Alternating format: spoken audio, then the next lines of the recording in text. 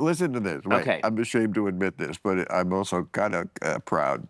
Bud Friedman of the improv fame. Oh, Bud. Like during the boom, he opened like many improv franchises around the country. Way too many. And when it busted, when it boomed, he bought a big trophy house in Beverly Hills and filled it with art. You know, he was newly married to his second wife. I loved Alex and still love her. And, you know, they were like, you know, we're now in this realm. We're now in this echelon. We're in Beverly Hills. We're not like the owner of the improv. And we like it. Yeah. So when it busted, he took me around his house and said, "I'll sell you this for $300." And I have in my house to this day, like I don't want to say priceless art. It certainly wasn't priceless, but I'm just saying I got it as a beneficiary of the bust in the comedy club circuit. In the eventual, I don't want to say that anyone would do a biopic on Bud Friedman, but that would be an amazing scene in a movie set in the late '80s as the bust happens, and it's just Bud Friedman leading you and Paul Reiser, and like you can have this for like $200. It's a freaking Klee. Please, I need to get rid of this right now. And then to make it worse, about 10 years later, oh no, my friend Eddie the Hat, who was an art dealer, was dying. Oh God! And he needed money, and he took me around his. But he had so many pieces. Are you this art world angel of death? What the fuck? Hey, how's Eddie the Hat doing? Well, listen, I don't want to say anything, but Bill Maher just went to his house. It was his idea. He said, "I'll give you everything for just what I paid for it," and I bought $100,000 worth of and a lot of it didn't even fit anywhere yet. What if you became slang in the art world? If you don't stop smoking, Bill Maher's going to visit your house and look at your collection. I didn't plan it. I'm just like the vulture of the art world. Like when I see that you're going down. I mean, look, it's not like anyone's going to need those bones that I'm picking at. I mean, why not pick at them? I'm sorry, but some of this furniture that you have in this room, I don't know. By the way, you still have the sniper angle. I watched a lot of these episodes, and there's a friggin' camera angle that is a hired killer behind one of these. One of these pillars about to kill. It's the weirdest angle to have for a talk show.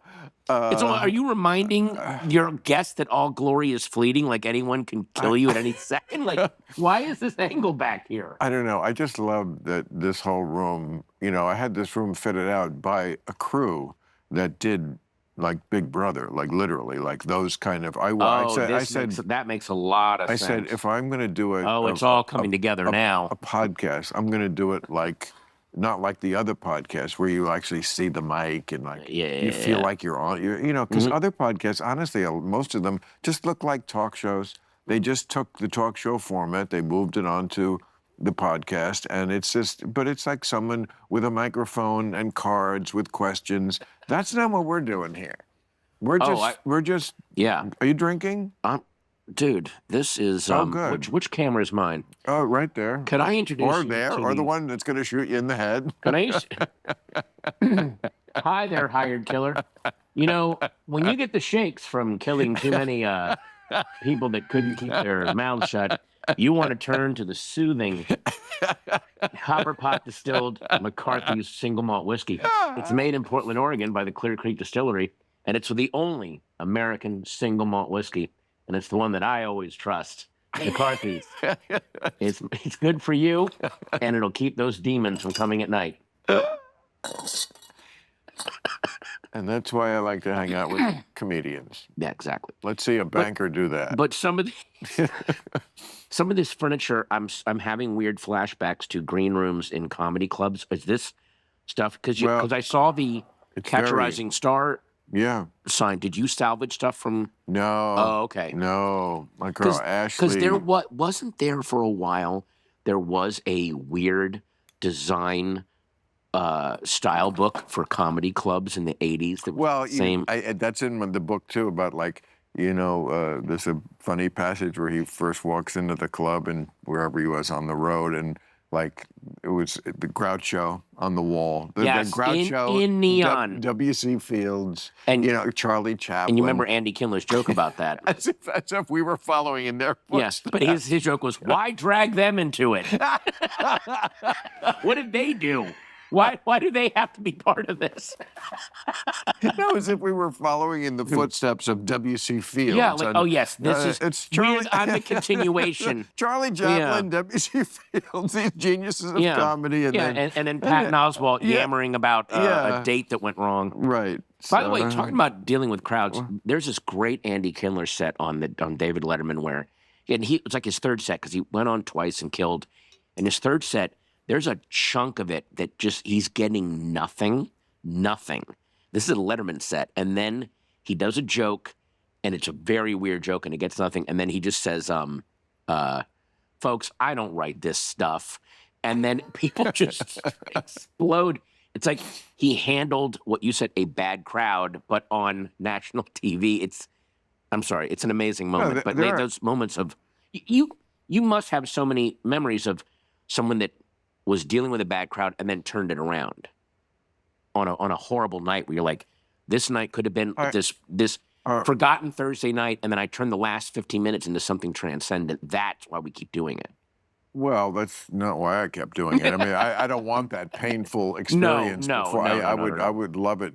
And, luckily in the last, God knows how many years of doing this, I never had a bad moment because I was older and the crowd liked me to begin with, and and I'm a professional, and I didn't, but in those first 10 years, I mean, there's so many nights like that, and I don't remember any instances of what you're talking about, of turning it around.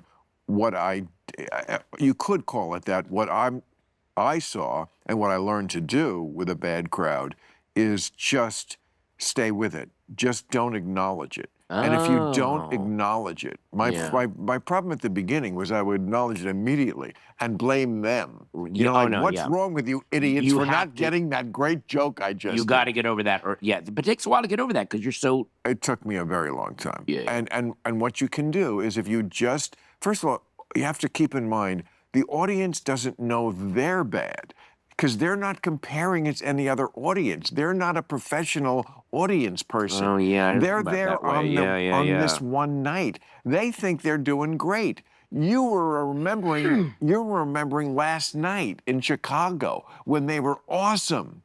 And now you're here and they suck. And you can't blame them for that. You know what's amazing? There's a generation of comedians that can call up their own TikTok account in front of an audience and go, this is the audience last night. You guys are wrong. Watch this. Just watch. Like, they could show you that. Do they?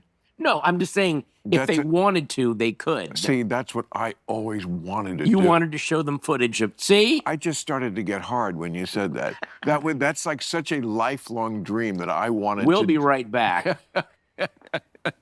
After this word from McLaren or McCarthy. Please. Are you invested in this company? No, I just... Oh, you just like them. They're so tasty. God bless you. McCarthy's has that great... it's a great combination of... It doesn't quite have the smokiness of Lagavulin, but there's smoke. And it doesn't quite have the sweetness of Akantoshan, but it's sweet. See, it is the... they nailed the... This is a Molotov cocktail made out of hugs. That's what McCarthy's is. I hate to keep going back to this theme. Go ahead. But I just think you're more cultured than me. I mean, you're like, I don't talk about liquor this way. I don't talk about